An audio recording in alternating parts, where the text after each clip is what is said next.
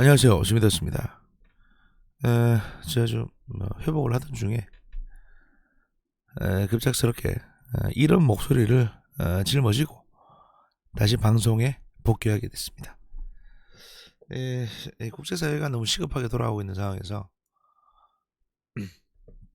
뭔가 이제 말씀을 좀 드리지 않으면 안 되는 문제들이 나오고 있기 때문에 저희 그 정보분석실의 어떤 그 취지에 따라서 이 사안은 분석을 해드려야겠다 싶어서 이제 돌아왔습니다. 이스라엘하고 하마스가 휴전에 합의를 했습니다. 그런데 이제 이거 가지고 단순히 우리는 이제 이걸 보면 이스라엘과 하마스만 보통 보고 판단을 하시는 경우가 많습니다. 이 분쟁의 출발은 사실 뭐 다른 방송들을 보면 뭐 팔레스타인 이게 1950년대로 돌아가는 분들이 계시는데 이건 단순하게 그렇게 볼 문제만은 아니고요. 이번에 로켓 공격 같은 경우에는 하마스가 한 수천 발의 로켓을 발사를 했습니다. 먼저 쐈습니다. 물론 이제 그 이전에 이스라엘이 그 팔레스타인 내에 이제 그 가자 지구에 대해서 그 강제 철거 작업을 일부 시행을 했고 또 강제 추방 작업도 일부 시행을 했습니다. 그나마 코로나 때문에 경제적으로 또 이제 취업 문제 같은 것들이 발생을 하니까 그 유대인들을 취업을 시키기 위해서 이제 밀어낸 것 같긴 한데 그러니까 당연히 이제 가자 지구 내 팔레스타인인들이 그 시위를 하지 않겠습니까? 근데 이제 그 시위를 강경 진압을 하게 됐고 그 와중에 2명이 사망을 하고 한 100여 명이 부상을 입는 이런 이제 사태가 발생을 하니까 거기에 대한 이제 보복 차원에서 하마스가 그 수천 발의 로켓 이스라엘 민간인 지구에 공격을 한 겁니다. 그걸 이스라엘이 방어를 했고요. 그 다음에 제한된 하마스 도심 지역 가자지구 도심 지역 내에 있는 제한된 하마스의 이제 군사 목표들 뭐 지휘부라든지 소위 말해서 원점을 타격한다고 하는 그 군사 목표들에 대해서 공격이 진행됐습니다. 그게 일단은 그게 일련의 이제 과정인데 여기서 가장 이해가 안 되는 부분은 뭐냐면 하마스가 왜 예를 들어서 시위 진압을 해가지고 2명이 죽었으면 거기에 대해서 뭐 테러를 하든지 아니면 그 보통 보복이라는 것도 상응한 수준의 보복을 하거든요. 근데 지금 상황에서는 하마스가 로켓을 수천 발이나 쐈단 말입니다. 이건 전쟁 행위잖아요. 분명히 거기에 상하는 이스라엘의 보복을 각오하고도 그런 짓을 했습니다. 자, 이렇다면 하마스가 왜 이렇게 상식적이지 않은 행동을 했을까? 비대칭적인 행동을 했을까를 우리는 봐야 됩니다. 전 여기에서 이제 하마스의 배후가 뭐냐라는 걸 보게 되는데요. 하마스의 자금과 무기를 공급해주는 배후가 있습니다. 누구냐면 바로 이란입니다. 하마스의 로켓이나 이런 것들은 이란의 자금으로 중국에서 이제 재료들을 구매해가지고 그 제작을 해서 공급을 해줍니다. 그 외 소모적인 부품인 이제 탄약이라든지 뭐 이런 것들도 대부분 다 이란에서 공급을 해줍니다. 하마스로. 그러면 하마스는 팔레스타인 내의 일부 정당이고 가자 지구 내에 이제 치안을 맡고 있는 정규군은 아니지만 비정규군 비슷한 형태의 군사 집단인데 실제로 돈과 그 자원의 지원은 이란을 통해서 받고 있는 겁니다. 자, 그렇다면 이번 이스라엘에 대한 하마스의 공격은 이란의 의지가 다분히 들어있다라고 볼 수도 있는 겁니다. 이란이 왜? 우리는 관심이 없으니까 잘 모르고 있겠지만 최근에 이란 핵시설에 대해서 이스라엘이 작년 말인가 그 폭격기를 보내서 대대적으로 공습을 했습니다. 비밀 작전을 수행을 했고 이란이 막 상당한 피해를 입었습니다. 그 이전에 공화국 수비대 솔레이마니 아니 공화국 수비대가 아니구나 혁명 수비대 솔레이마니 장군이 암살을 당한 것도 이스라엘과 미국의 합작품이었습니다. 그러면 이란은 그 이스라엘과 전쟁을 하고 싶어서 저렇게 하는 것인가?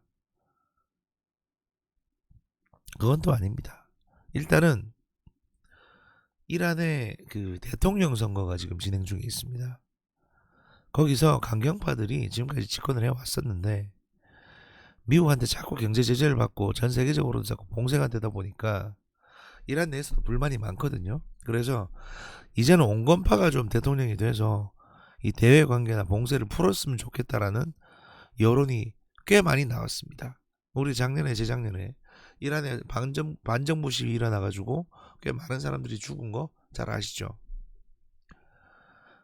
상황이 이렇게 되다 보니 이란 내부에서도 굉장히 골치가 아픈 거예요.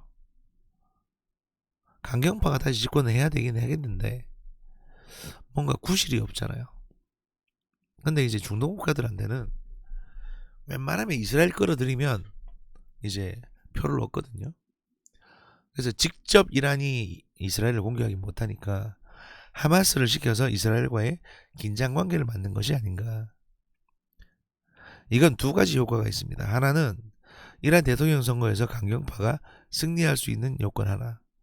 또 한 가지는 하마스를 뒤에서 이렇게 부추겨 가지고 이스라엘을 공격하는 배후가 이란이라는 거는 알만한 국가는 다 압니다. CIA도 알고 모사드도 알고 저도 압니다. 심지어 국정원도 알걸요 아마. 그러면 이스라엘과 하마스가 이렇게 치고받고 싸우고 있을 때 미국이나 유럽 입장에서는 하마스한테 가서 설득을 해야 되겠습니까? 아니면 이란한테 가서 설득을 해야 되겠습니까? 당연히 이란을 설득하겠죠. 야, 우리가 니네한테 유리한 조건으로 그러면 조금 더 유리한 조건으로 핵 합의라든지 지금 하고 있는 거, 또 대외 경제 봉쇄라든지 이런 걸 풀어줄게. 좀 합의 좀 하자. 이 전쟁 좀 중단시키자. 가뜩이나 다 힘들어 죽겠는데 이스라엘하고 하마스 사이에 이런 거 해야 되겠냐? 이렇게 중재에 나설 거 아니겠습니까? 그거를 이란은 노리고 진행을 한 겁니다. 지금 이란 대통령 선거 중이죠. 그리고 그 중재의 성과가 이렇게 오늘 기사로 나왔습니다. 2021년 5월 20일자 기사. EU가 이란 핵합의 복원 협상 가시적인 진전이 났고 곧 결론 날 듯 싶다. 러시아하고 이 국가들이 다 끼어들어가지고 이란을 설득을 했고 이란하고 미국 사이에 어느 정도 합의를 본 것 같다. 그래서 일단은 이스라엘과 하마스가 휴전을 하게 된 겁니다. 그러니까 이스라엘 하마스 이것만 보시지 말고 좀 넓은 시각으로 이 뒤에 누가 있는지 이걸 다 봐주셔야 되는 거예요. 그런 시각이 필요하다라는 말씀을 드리고요. 또 한 가지, 이준석 씨가 지금 당권 도전을 했는데 솔직히 뭐 될 것 같지는 않습니다. 왜냐하면 지금 뭐 이렇게 지지율은 나와 있지만 이 레이스가 시작이 되면 이준석은 안 돼요. 안 됩니다. 이런 애가 보수의 주축이 된다 그러면 여러 군데서 곡소리 나는 거고요. 얘가 지금 뭐가 문제냐면 또 이런 지지율을 얻고 있는 이유도 뭐냐면 그겁니다. 여혐 코드에 기반을 하고 있는 거죠. 여성 혐오, 남성 우월주의, 페미니즘에 대한 이제 반대 이런 것들이 기대에 있는 거예요. 사실 그 남성이여 골기하라 이런 걸로 지금 여기 정치 당권 도전을 한답시고 표를 모아서 당권 도전에 뛰어들고 있는데 이거야말로 굉장히 위험한 짓입니다. 무슨 얘기냐면 국민의힘에는 이전에 태극기 부대라는 게 있었습니다. 지금도 일부 존재하지만 거의 뭐 유명무실해졌는데 그 태극기 부대보다 훨씬 더 폐악질을 많이 하고 훨씬 더 단결을 많이 하고 갑질을 많이 하는 게 소위 민주당의 문파들이었습니다. 극렬 문파들이 지금 민주당 내에 어떤 그 민주주의 정치를 다 왜곡시키고 있죠.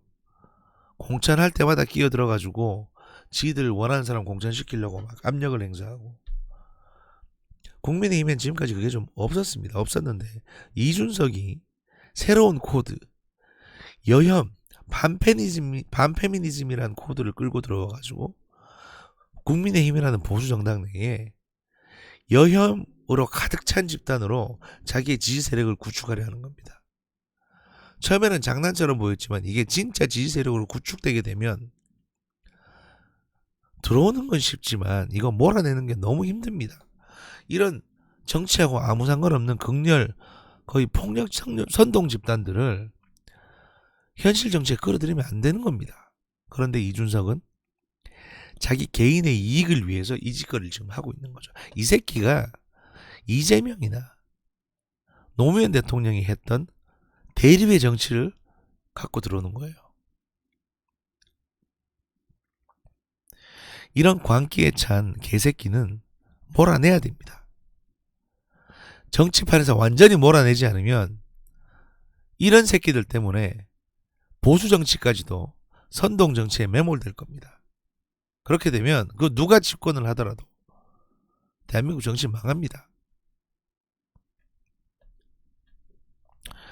오늘 여기까지 하겠습니다. 제가 좀 더 목이 회복되고 맑은 목소리로 다시 돌아오도록 하겠습니다. 감사합니다.